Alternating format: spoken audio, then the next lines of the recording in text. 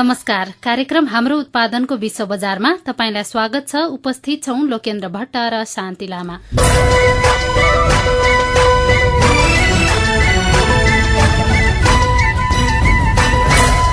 कार्यक्रम हाम्रो उत्पादनको विश्व बजार युरोपियन युनियनको आर्थिक सहयोगमा सञ्चालित गो इन्टरनेशनल परियोजना अन्तर्गत उत्पादन गरिएको कार्यक्रम हो। यो कार्यक्रम नेपाल उद्योग परिसंघ सीएनआई र सेन्टिक अस्ट्रिया इन्टरनेशनल सीएआई संघको सहकार्यमा विश्व परिदृश्य वकालत मञ्चले काठमाडौँमा तयार पारेको हो। गो इन्टरनेशनल परियोजनाले नेपाल सरकार वाणिज्य तथा आपूर्ति मन्त्रालयले पहिचान गरेका तुलनात्मक लाभ भएका तथा निर्यातजन्य वस्तु र सेवाको अन्तर्राष्ट्रिय बजार प्रवर्धनको क्षेत्रमा काम गर्छ। नेपाल व्यापार एकीकृत रणनीति 2010 मा समावेश गरिएका 19 वटा वस्तु तथा सेवाहरूमध्ये गो इन्टरनेशनल परियोजनाले एक जिल्ला एक उत्पादन अन्तर्गत 10 जिल्लाका 10 वटा वस्तुहरूलाई परियोजना कार्यान्वयनको लागि छनौट गरेको छ। कृषि खाद्य वस्तुहरू चिया, अलैची, अदुवा, मुसुरोको दाल र औषधिजन्य जडीबुटी एवं सारयुक्त तेललाई छनौट गरिएको छ।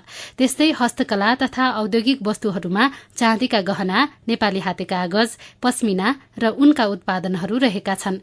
सेवा क्षेत्रमा धार्मिक पर्यटकीय क्षेत्र लुम्बिनीलाई प्रवर्धनको क्षेत्रको रूपमा छनौट गरिएको छ।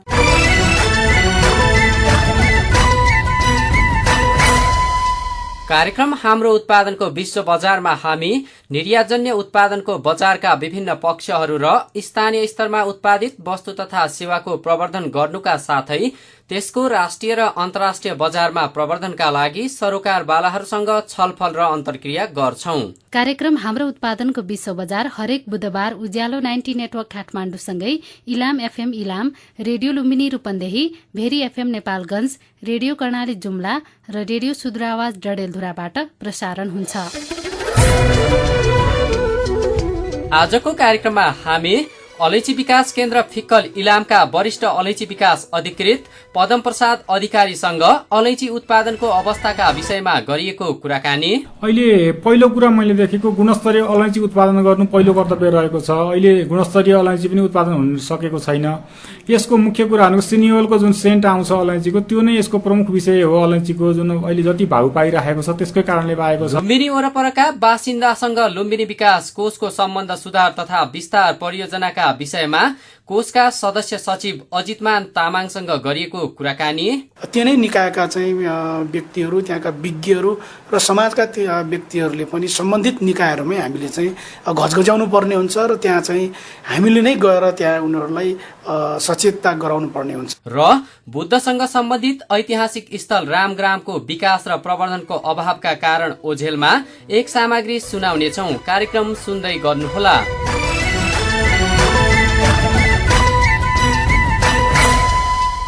कार्यक्रममा समेटिने सामग्रीहरूको जानकारीसँगै फेरि स्वागत छ।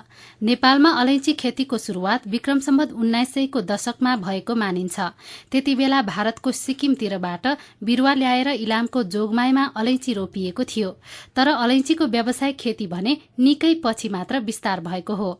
अहिले अलैची नेपालबाट निर्यात हुने मुख्य नगदे बालीको रूपमा चिनिँदै आएको छ। कृषि वस्तुहरूमध्ये सबैभन्दा बढ़ी मूल्य र सबैभन्दा बढ़ी नगद भित्र्याउने बाली पनि अलैची हो। नेपाल सरकारले अलैचीलाई नेपाल व्यापार एकीकृत रणनीति 2010 मा समावेश गरी यसको अन्तर्राष्ट्रिय व्यापार प्रवर्धन गरिरहेको छ। अलैची खेतीको विकास र विस्तारका लागि इलामको फिक्कलमा अलैची विकास केन्द्रको स्थापना गरिएको छ। हामीले अलैची विकास केन्द्रका वरिष्ठ अलैची विकास अधिकृत पदम प्रसाद अधिकारीसँग अलैचीको खेती तथा व्यापारको अवस्थाका विषयमा कुराकानी गरेका छौं। सुनौ यो कुराकानी। अलैची विकास केन्द्र नेपाल सरकारको कृषि विकास मन्त्रालय अन्तर्गत कृषि विभाग अन्तर्गत रहेको एउटा अलैची हेर्ने एउटै मात्रै कार्यालय हो। यो अलैची विकास केन्द्र फिक्कल इलाममा चाहिँ अवस्थित रहेको छ। हाम्रो कार्यक्षेत्र भनेको अलैचीको उत्पादन हुने सम्पूर्ण करिब 40 वटा जिल्ला रहेको छ। हामीले ती जिल्लाहरूमा किसानहरूलाई तालिम दिने, त्यस्तै गरी अलैचीका बिरुवाहरू वितरण गर्ने र अलैचीमा प्राविधिक सेवाहरू पुर्याउने गरेका छौं। नेपालमा चाहिँ अलैची खेतीको पृष्ठभूमि बताइदिनुहोस् न। अलैची खेतीको यो इतिहास हेर्दाखेरि 1860 तिर नेपालमा अलैची भित्रिएको देखिन्छ। पहिला सुरुका दिनहरूमा नेपालको इलामको इलाम जुन एउटा भारतको सिक्किम दार्जिलिङ यो वेस्ट बङ्गालसित जोडिएको छ, त्यहाँ काम गर्न जाने मान्छेहरूले अनि आफन्तहरूले बिहेमा आउँदा जाँदा त्यस्तो अवस्थाबाट अलैँचीका लाक्राहरू ल्याएर इलामको जोङमाई भन्ने गाविसमा पहिला लगाएको देखिन्छ। अनि त्यो राम्रो त्यहाँ भइसकेपछि त्यहाँ यसका छिमेकी गाउँहरू र छिमेकी जिल्लाहरूमा जस्तै पाँचथर भयो, ताप्लेजुङ, धनकुटा यी जिल्लाहरूमा अलैँची फैलिएको देखिन्छ र पछि बिस्तारै बिस्तारै अहिले विस्तार हुँदै गएर नेपालको 40वटा जिल्लामा यसको खेती हुन थालेको छ। अलैँची खेतीको ट्रेन्ड र अलैँची उत्पादनको अवस्था चाहिँ कस्तो छ? अलैँची खेती बिस्तारै अरू बाली जस्तै धेरै वृद्धि नभए पनि बिस्तारै बिस्तारै यसको क्षेत्रफलहरू उत्पादन हुने जिल्लाहरू बढिरहेको छ। कुल खेती हुने क्षेत्रफलमध्ये अलैँचीले चाहिँ न्यून मात्रै भाग ओगटेको छ। करिब हामीले 14,000 हेक्टर जमिनमा मात्रै अलैँची खेती गरेको पाउँछौँ नेपालमा र सरदर करिब वार्षिक 6,000 मेट्रिक टन अलैँची उत्पादन भइरहेको छ।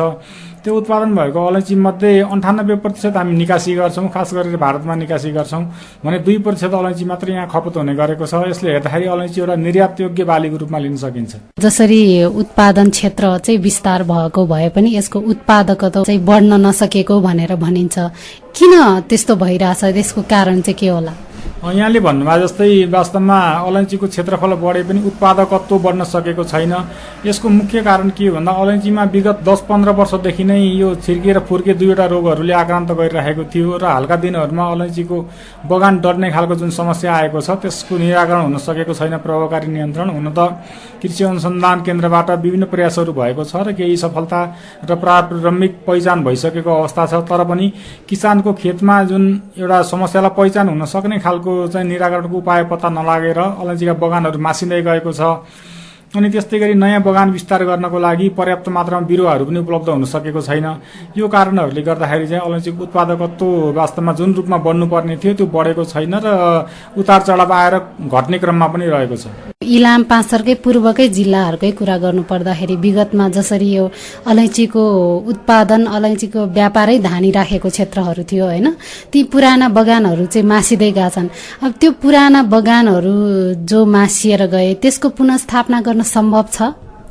यहाँले भन्नुभयो जस्तै गरी इलामको अहिले करिब 70-80% बगान मासिसकेको छ। मासिने क्रम 5 थरमा छ, ताप्लेजुङमा पनि छ। अब यो जुन मासिने क्रम रह्यो त्यसको लागि नेपाल सरकारले पनि यसलाई कसरी चाहिँ पुनर्स्थापना गर्ने भनेर कार्यक्रमहरू अगाडि बढाएको छ। खास गरेर वाणिज्य र आपूर्ति मन्त्रालयबाट यो नेपाल एकीकृत व्यापार रणनीति मार्फत पनि अलैँचीका निरोगी बिरुवाहरू उत्पादन गरेर जुन बगानको व्यवस्थापन गरिराखिएको छ र नयाँ बिरुवा रोपण गरिराखिएको छ। अनि त्यस्तै गरी यो राष्ट्रिय मसला बाली विकास कार्यक्रम अन्तर्गत विभिन्न जिल्लाहरूमा रोगी अलैँचीको बगान पुनर्स्थापना कार्यक्रम भनेर अलैँची खेती गर्ने किसानहरूलाई बिरुवा बाँड्ने, त्यस्तै गरी तालिमहरू दिने, अनि मलहरूमा अनि यो कृषि औजारहरूमा अनुदान दिने यो कार्यक्रम गरेर अहिले नेपाल सरकारले यसलाई चाहिँ जुन रूपमा मासिरहेको छ त्योभन्दा बढी नयाँ बिरुवा रोपण गरेर चाहिँ यसलाई चाहिँ कार्यक्रम अगाडि बढाइराखेको छ र आउँदा दिनहरूमा चाहिँ यसको सकारात्मक नतिजा देखिन्छ भन्ने मलाई विश्वास लागेको छ। जस्तो अलैँची चाहिँ एउटा निर्यातजन्य भनौँ न, हजुरले भन्नुभयो 98% चाहिँ निर्यात हुन्छ भनेर यो NTIS मार्फत प्रवर्धन गरिएको पनि वस्तु भयो। त्यो हिसाबले जस्तो हामी निर्यातजन्य भन्ने बित्तिकै हामी WTO को पनि सदस्य भएको नाताले गर्दाखेरि गुणस्तरको कुराहरू आउँछ होइन। गुणस्तरमा चाहिँ अलैँचीको लागि त्यस्तो खालको मानक भनौँ न, मापदण्ड केही छ? त्यस्तो के छ?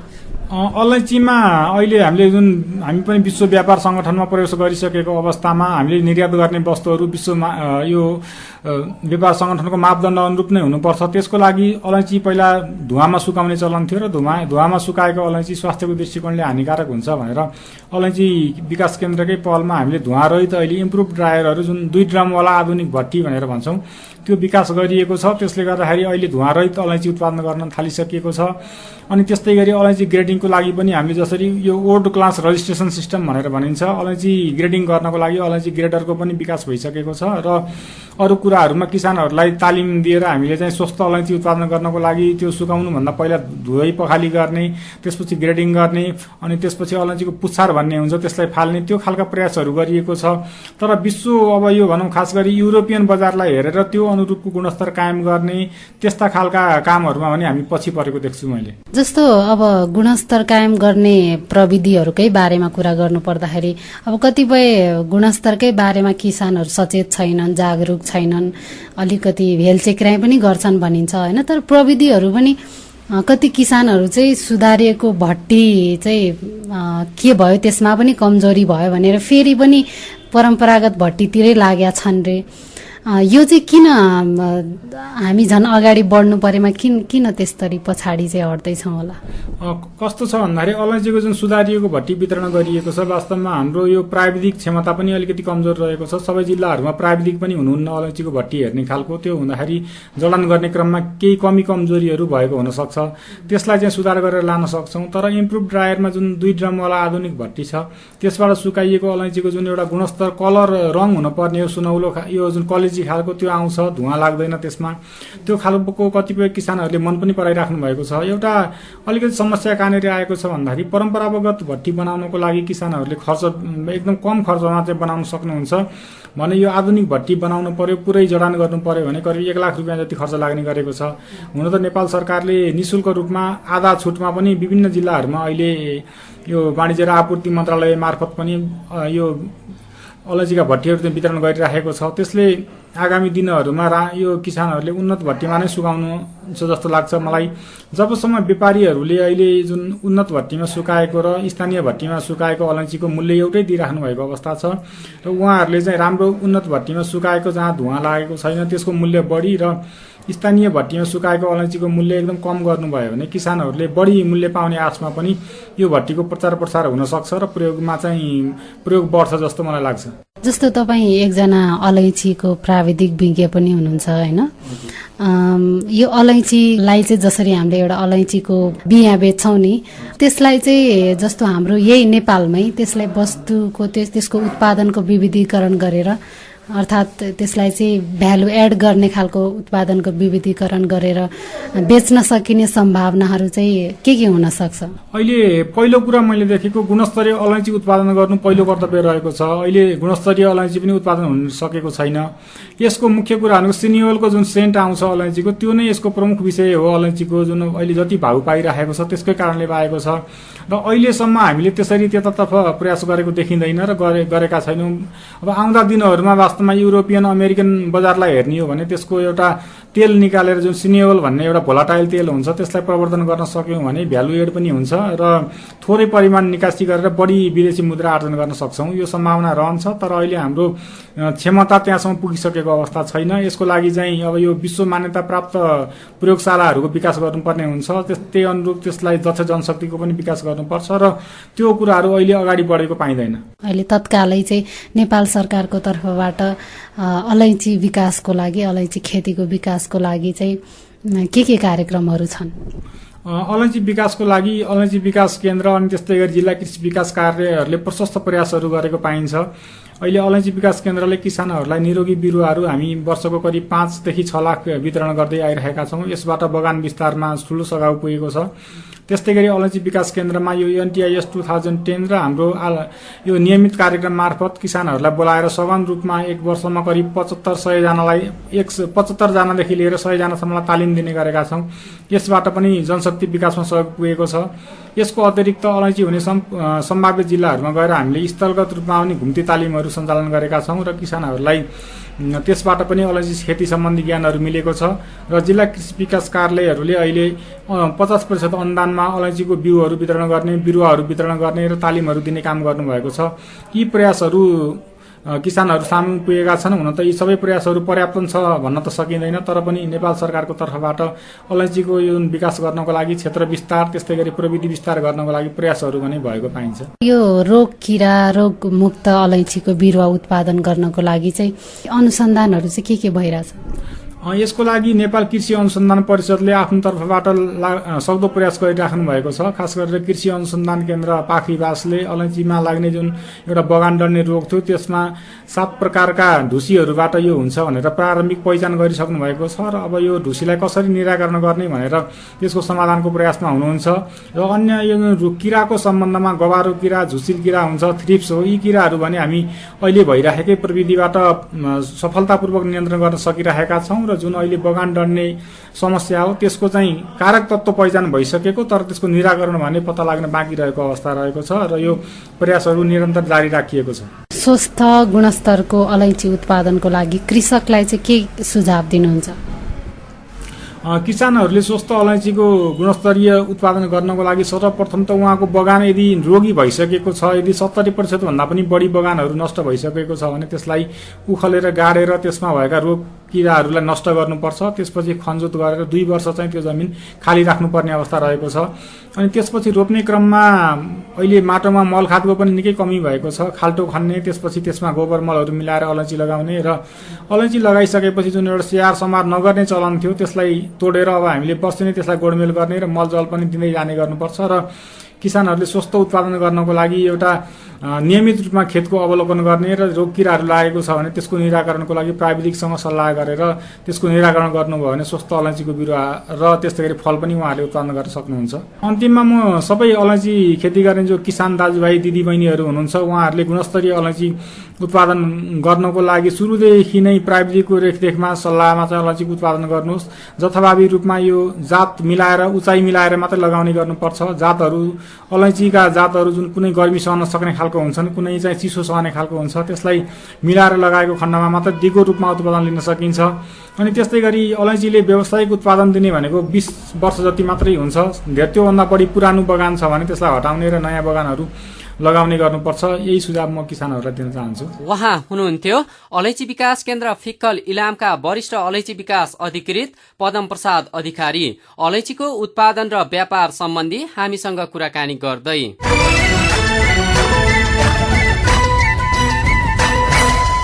नेपाल सरकारले गौतम बुद्धको जन्मथलो लुम्बिनी लगायत बुद्धको जीवनीसँग सम्बन्धित अन्य स्थलहरूको संरक्षण, विकास र प्रचार प्रसारको जिम्मेवारी लुम्बिनी विकास कोषलाई दिएको छ।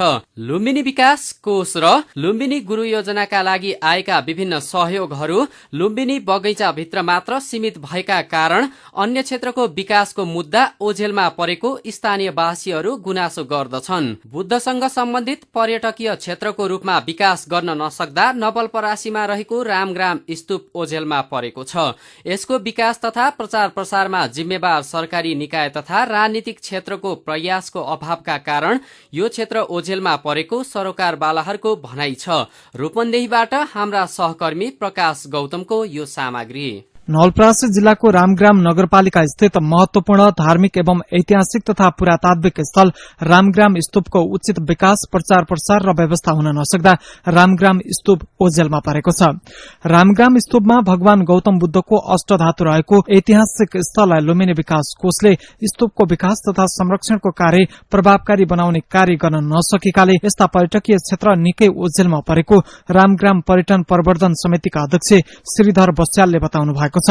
नवलपरासीको सदरमुकाम परासीबाट 3 किलोमिटर दक्षिण उजौनीमा अवस्थित रामग्राम स्तूप पर्यटकीय क्षेत्रलाई विकास गर्नका लागि नेपाल सरकारले पूरै जिम्मेवारी लुम्बिनी विकास कोषलाई दिएको छ। तर लुम्बिनी विकास कोषले लुम्बिनीको विकासमा मात्र सीमित रही स्तूपको विकास, प्रचार प्रसार तथा संरक्षणका लागि कुनै किसिमको पहल तथा चासो नदिएको बस्यालले गुनासो गर्नुभएको हो। बस्यालका अनुसार विभिन्न संघ संस्था र स्थानीय स्तरको समितिबाट यस स्तूपको विकास, प्रचार प्रसार एवं संरक्षणको काम भइरहेको भए तापनि अझ प्रभावकारी नभएको र विभिन्न राजनैतिक दलले पनि यस स्तूपको विकासका लागि सरकारसँग केही पहल गर्न नसकेको उहाँले दुखेसो गर्नुभयो। स्तूपको प्रचार प्रसारका लागि विभिन्न राष्ट्रिय स्तरको कार्यक्रम, वेबसाइट, इन्टरनेट मार्फत विभिन्न स्थानीय प्रचार प्रसार भइरहेको, तर लुम्बिनी विकास कोष तथा राजनैतिक दलले भने यसको संरक्षण र विकासमा ध्यान दिन सकिरहेका छैनन्। रामग्राम स्तूपका लागि विकास, प्रवर्धन एवं संरक्षणका लागि लुम्बिनी विकास कोषले विगत 5 वर्षदेखि विकास गर्न बाचा गर्दै आएको भए पनि त्यो बाचालाई कार्यान्वयनमा ल्याउन सकेको छैन। पर्यटन प्रवर्धन समितिले सरकारसँग लुम्बिनी विकास कोषलाई कुनै जिम्मा नदिई स्तूपको विकासका लागि छुट्टै रामग्राम विकास कोषको स्थापना गर्न जोरदार माग गर्न थालेको छ। विभिन्न विदेशी एवं स्वदेशी पर्यटकहरूलाई यस धार्मिक एवं ऐतिहासिक स्तूपमा यातायातको राम्रो व्यवस्था मिलाउन नसक्नु, पर्यटकहरूका लागि उचित होटल तथा आवश्यक पूर्वाधारको अभावका कारण स्तूप ओझेलमा परेको स्थानीय बासिन्दाले बताउने गरेका छन्। बुद्धसँग सम्बन्धित सबै स्थलको विकास, संरक्षण, प्रवर्धन गर्ने उद्देश्यले स्थापित लुम्बिनी विकास कोष लुम्बिनीमा नै सीमित रहँदा लुम्बिनीसँग सम्बन्धित कपिलवस्तुको तिलौराकोट, रूपन्देहीको देवदह, नवलपरासीको रामग्राम स्तूप, पण्डितपुर जस्ता स्थलहरूको विकास हुन हुन सकेको छैन। लुम्बिनी विकास कोषले लुम्बिनी अञ्चलमा रहेका भगवान बुद्धसँग सम्बन्धित सबै धार्मिक स्थललाई विकास गराउन रामग्राम स्तूपको विकास प्रचार प्रसार व्यवस्थापन तथा धेरै मात्रामा पर्यटकहरूलाई भित्राउनु पर्ने उद्योग वाणिज्य संघका अध्यक्ष बैजनाथ जयसवालले बताउनु भएको छ। रामग्राम स्तूप नगरपालिकाभित्र रहे तापनि सरकारले यसको पूर्ण जिम्मेवारी लुम्बिनी विकास कोषलाई दिएको छ। भौतिक पूर्वाधार र प्रचार प्रसारको अभावमा नवलपरासीको रामग्राम स्तूप पर्यटनको दृष्टिकोणबाट ओझेलमा परेको विषयमा सामग्री सुनाउँदै हुनुहुन्थ्यो बुटवलमा रहनुभएका हाम्रा सहकर्मी प्रकाश गौतम। तपाई अहिले युरोपियन युनियनको सहयोगमा सञ्चालित रेडियो कार्यक्रम हाम्रो उत्पादनको विश्व बजार सुन्दै हुनुहुन्छ। यो कार्यक्रम उज्यालो 90 नेटवर्क काठमाडौँसँगै Ilam FM Ilam, radio Lumbini Rupandehi, Bheri FM Nepalgunj, radio Karnali Jumla र रेडियो सुदूर आवाज डडेलधुराबाट सुनिरहनु भएको छ।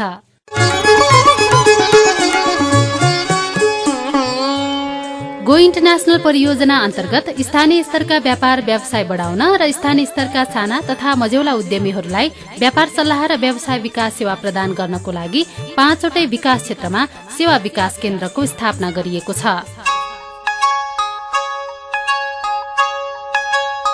तपाई पनि आफ्ना कुनै व्यापार व्यवसाय र उद्योगसँग सम्बन्धी सल्लाह सुझाव आफ्नो क्षेत्रको सेवा विकास केन्द्रबाट लिन सक्नुहुन्छ। सेवा विकास केन्द्रहरू झापाको बिर्तामोड, पर्साको वीरगञ्ज, रूपन्देहीको बुटवल, बाँकेको नेपालगञ्ज र कञ्चनपुरको महेन्द्रनगर। नेपाल उद्योग परिसंघ सियानाई, थापाथली, काठमाडौँ। अब फेरि लुम्बिनी क्षेत्रकै कुरा। लुम्बिनीलाई अन्तर्राष्ट्रिय पर्यटनको केन्द्र बनाउने लक्ष्यका साथ भइरहेको विकासका कार्यक्रमहरूका कारण स्थानीय बासिन्दाहरू प्रत्यक्ष वा अप्रत्यक्ष रूपमा प्रभावित भएका छन्। तर लुम्बिनीको विकासका कार्यक्रमहरूमा वरपरका स्थानीय बासिन्दाहरूले अपनत्व महसुस गर्न सकेका छैनन्। तर लुम्बिनीको विकासका कार्यक्रमहरूमा वरपरका स्थानीय बासिन्दाले अपनत्व महसुस गर्न सकेका छैनन्। यसैबीच लुम्बिनी विकास कोषले दात्री निकायको सहयोगमा स्थानीय बासीसँगको सम्बन्ध सुधार तथा लुम्बिनीको विकासमा स्थानीय बासीलाई सहभागी गराउने कार्यक्रम सञ्चालन गरिरहेको छ। यसै सन्दर्भमा बुटवलमा रहनुभएका सहकर्मी प्रकाश गौतमले लुम्बिनी विकास कोषका सदस्य सचिव अजितमान तामाङसँग कुराकानी गर्नुभएको छ। लुम्बिनी विकास कोषको यो अहिलेको चाहिँ लुम्बिनी गुरुयोजना जुन बेला चाहिँ स्थापना गर्दा यहाँका जो जनताहरूलाई यहाँबाट चाहिँ जुन जग्गा अधिकरणको क्रममा उनीहरू यहाँबाट बाहिरिनु पर्यो, कतिपय अब यहाँ अहिले वरिपरि नरहेको पनि होला, त्यो सन्दर्भमा अब नेपाल सरकारले नै वास्तवमा कार्यक्रमहरू बनाएर त्यहाँका जनताहरूको बिचमा जानुपर्ने हो एउटा कुरो चाहिँ। अर्को कुरो चाहिँ अब स्थानीयहरूको बिचमा लुम्बिनी विकास कोषले अहिले यो जो जनचेतनाको चाहिँ अभाव अथवा एक आपसमा यसलाई बुझ्ने र बुझाउने दुईटै कुराहरूको अभावको कारणले अहिले लुम्बिनी विकास कोषले एसियाली विकास बैंकको चाहिँ यो जुन सहयोगमा 3वटा चाहिँ प्याकेजहरू सञ्चालन गरिरहेको छ। एउटा चाहिँ तपाईँको यो एउटा पुरातात्विक चाहिँ धरोहर पुरातात्विक सम्पदा भएको क्षेत्र भएको हुनाले यो पुरातात्विक सम्पदाको उसमा आधारित भएर यहाँको स्थानीय स्तरमा यहाँ जब तपाईँको भिजिटरहरू या तीर्थयात्रीहरू यहाँ जुन भ्रमणकर्ताहरू आउँछ उनीहरूको लागि यहाँ के कसरी हामीले चाहिँ उनीहरूको निमित्त सेवा र सुविधाहरू दिन सकिन्छ र त्यो बापत स्थानीय रूपमा यहाँका जनताले प्रत्यक्ष रूपमा लाभ लिन सकिन्छ भन्ने विषयका थुप्रै त्यो सम्बन्धी तालिमहरू छ एक खालको। अर्को यहाँको जुन जनताहरूको बिचमा यस्तै खालको चाहिँ यो लुम्बिनी के हो, लुम्बिनीबाट के फाइदा हुन्छ, लुम्बिनी किन चाहिँ यसरी चाहिँ एउटा गुरुयोजनाको साथमा यो अहिले नेपाल सरकारले यो लुम्बिनी विकास कोष नै खडा गरेर किन विकास गरियो भन्ने सन्दर्भमा जनचेतना जगाउनको निमित्त विभिन्न खालका चाहिँ तपाईँको व्यावसायिक तालिमहरू, व्यावसायिक किसिमका आधारभूत त्यो पनि पूर्ण रूपमा चाहिँ स्किलफुल होइन, आधारभूत खालको बेसिक खालको चाहिँ तालिमहरू दिने प्याकेज छ भने तेस्रो खालकोमा चाहिँ यहाँ बाटो घाटोमा चाहिँ हामी कहाँबाट आउँदैछौँ, कहाँ जाँदैछौँ, यो ठाउँ के हो, कुन ठाउँ हो, यो किन यो ठाउँको महत्त्व छ भन्ने सूचनाहरूको अभाव छ। त्यस्तो सूचनाहरूको सङ्केतहरू राख्नको लागि सङ्केतहरू लुम्बिनी र लुम्बिनी आसपास र लुम्बिनी आउने मार्गहरू, बाटोहरू र लुम्बिनी भित्रैको कतिपय ठाउँहरू यो चिज के हो भन्ने कुरो त्यहाँ सङ्केत सूचनाहरू हामीले राख्न सकिरहेका छैनौँ। यहाँ सूचना सङ्केतहरू राख्ने र जनचेतनामूलक चाहिँ प्रशिक्षणात्मक एउटा चाहिँ कार्यशालाहरू राख्ने गरी 3वटा चाहिँ गैर सरकारी संस्थाहरूले लुम्बिनी विकास कोषको तर्फबाट अहिले जनतासँग चाहिँ यो प्रत्यक्ष रूपमा सहकार्य गरिरहेको छ। लुम्बिनी विकास कोष र स्थानीयको सम्बन्धको कुरा गर्दाखेरि कहिलेकाहीँ यी कुराहरू आउने गर्छन्। केही स्थानीयले जो चाहिँ पहिलादेखि नै चिडिएका छन् मुआब्जाको कुराहरूदेखि नै उनीहरूमा चाहिँ एक किसिमको चाहिँ हीनता बोध भएको महसुस चाहिँ गर्न सकिन्छ। नेपाल सरकारले लुम्बिनी विकास कोषको स्थापनाको जुन आफ्नो उद्देश्य अनुसार अब हामीले काम गर्दै जाने हो र यहाँ हामीले त्यो उद्देश्य पूर्तिको लागि काम गर्ने सन्दर्भमा जनताका असीमित आकांक्षाहरू, जनताका असीमित आवश्यकताहरू लुम्बिनी विकास कोषले नै पूरा गर्ने भन्दा पनि यो चाहिँ सरकारको दायित्व हो, राज्यको दायित्व हो, स्थानीय निकायबाट हुनसक्छ। यो अब अरू विभिन्न मन्त्रालयहरू, वातावरण मन्त्रालयसँग जोडिएको होला, कतिपय शिक्षा मन्त्रालयसँग जोडिएको पनि होला, धेरैजसो स्थानीय विकाससँग जोडिएको होला। यी यस्ता कुराहरूको आशा वास्तवमै आधारभूत जनताहरूले यो चाहिँ लुम्बिनी विकास भनेको सरकारकै निकाय, यसले नै गर्ने होला भन्ने उहाँहरूको बुझाइले गर्दा त्यस्तो कुराहरू उत्पन्न भएको हो। अन्यथा उहाँहरूको जो आवश्यकता, उहाँहरूलाई जो यहाँबाट चाहिँ पाउनुपर्ने कुराहरू राज्यले दिने कुरा हो, राज्यको दायित्वको कुरा हो, राज्यको जिम्मेवारीको कुरा हो र त्यो कुरो राज्यको चाहिँ विभिन्न निकायहरू मार्फतबाट त्यो जनतासम्म पुग्ने र त्यो चाहिँ तिनै निकायका चाहिँ व्यक्तिहरू, त्यहाँका विज्ञहरू र समाजका व्यक्तिहरूले पनि सम्बन्धित निकायहरूमै हामीले चाहिँ घचघच्याउनु पर्ने हुन्छ र त्यहाँ चाहिँ हामीले नै गएर त्यहाँ उनीहरूलाई सचेतता गराउनु पर्ने हुन्छ। त मात्रै लुम्बिनी विकास कोषले त आफ्नो मातहतको लुम्बिनी क्षेत्रको चाहिँ 8वटा तोकेको चाहिँ ऐनले नै तोकेको क्षेत्रहरू र बुद्ध र बुद्धको जीवनसँग सम्बन्धित बौद्ध, धार्मिक, सांस्कृतिक, ऐतिहासिक यो जुन पुरातात्विक क्षेत्रहरूको बारेमा मात्रै लुम्बिनी विकास कोषलाई चाहिँ अगाडि बढ्ने अधिकार छ। अनि स्थानीयको अपेक्षा चाहिँ लुम्बिनी विकास कोष यति ठुलो संस्था हो, यसले गरिदिनुपर्छ भन्ने स्थानीयको अपेक्षा, त्यो कुरालाई चाहिँ पन्त लुम्बिनी विकास कोषले अब यसो हो है हामीले गर्ने त यो हो नि भनेर चाहिँ भन्न किन नभन्नु। लुम्बिनी विकास कोषले विगतमा पनि गरिबी निवारणको लागि कार्यक्रमहरू ल्याइसकेको छ। त्यो अनुसार यहाँ त्यो सिपमूलक तालिमहरूदेखि लिएर एउटा खालको सङ्गठित हुने, अहिले पनि जति पनि यो समाजको चाहिँ सोसियल भोलिन्टियरहरूदेखि लिएर सोसियल मोबिलाइजरहरूदेखि लिएर सबै खालका चाहिँ त्यो बेलामा पनि थियो भने अहिले पनि 3वटा एनजिओ मार्फत लुम्बिनी विकास कोषले त्यो जनचेतना जगाउनकै लागि त्यो गतिविधिहरू, त्यो क्रियाकलापहरू अगाडि बढाएको हो। नसक्ने भन्ने कुरै छैन। लुम्बिनीले पनि आफ्नो सीमित दायराभित्र बसेर त्यसलाई आफ्नो अलग्गै चाहिँ एउटा ढङ्गले चाहिँ त्यसलाई परिचालन गर्दै आइरहेको छ, विगतदेखि अहिलेसम्म गरिआएकै छ। त्यसमा हामीले मात्रै अब त्यसलाई बुझ्ने र हेर्ने दृष्टिकोणमा भर पर्ने कुरा हो। लुम्बिनी विकास कोषका सदस्य सचिव अजितमान तामाङ हुनुहुन्थ्यो हाम्रा सहकर्मी प्रकाश गौतमसँग कुराकानी गर्दै।